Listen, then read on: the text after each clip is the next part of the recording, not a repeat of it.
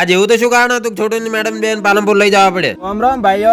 તારીખ 10 ઓક્ટોબર 2025 ના હવારમાં દાડો નતો જો હું ગાવગા ડીઝલ નું ડબલ લઈને પહોંચી ગયો દોજવાડા ડીઝલ લેવા. કંજૂસ વેડા કરીને તો થોડું ચીક ડીઝલ લઈને હું ગાવગા ઘેર પહોંચી ગયો. ઘેર જઈને ભાલી તો પીસી ને અમાર ભણી 2 લીટર લોબી કરતા હતા. પીસી નો ઓર્ડર મળી ગયો એટલે ગાવગા મુએ પહોંચી ગયો લીટર લોબી કરવાનો. લગભગ 10:30 તો થઈ જાય. તાપે ઘણો લાગતો હતો પણ પીસી નો ઓર્ડર માનો પડે નકર તળિયે તૂટી જાય. કાલે જા નાના ટુકડા 20 બુહારા પર ઢોરા બદલે લીલું ચીકુડું આવ્યું છે. એમાં 20 બુહારા ઉભા કરીને તો ગાવગા અમે લાલ ઘોડાને તરસે મારતો ડીઝલ ભાઈ નો છું. લાલ ઘોડાને ધરપાડીને તો ગાવગા માં આપો પહોંચી ગયા. હિતેશભાઈ ને શેડવાન હું 15 દાડા નાના તો આ તો નાઈન તો ગાવગા તૈયાર થઈ ગયો. છોટું કાલે માં તો ટેડ પેડ કરતો એટલે જવાનું તો પાલનપુર દવાખાને લઈને એટલે પહેલા તો મેં વઘારેલા ચોખા ખાઈ ગયો. અમીન મેડમ બે ફર ફર કરે તો રવાના થઈ ગયા પાલનપુર. હારું પાલનપુર પહોંચીને એટીએમ તોડીને થોડા શેક પૈસા લઈને જગદીશ ઠાકોર સાહેબ ના દવાખાને પહોંચી ગયા. દવાખાને જઈને તો ગાવગા છોટો ને કેસ લખાવ્યો છે. ટ્રાફિક તો ઘણી હતી પણ લગભગ 1 કલાકમાં નંબર આવી જઈને દવાઈ લઈ રહી. દવાખાને ચેકલાથી દિલીપસિંહ આયા હતા. નિયમિત મારી ફેવરેટ ખુબાથી પકોડી ખવરેનો છે. હવે પકોડી તેટલી વાલી છે કો ખવરાય કરે તો મને પેટ ફૂટી જાય તો ખા કરો. પાલનપુર માં આપણા બિગ બેન ભાઈઓ થાર ગાડી માં એસીને ડાટાટી હવા ખાતા હતા. લગભગ 3:30 થઈ ગયા.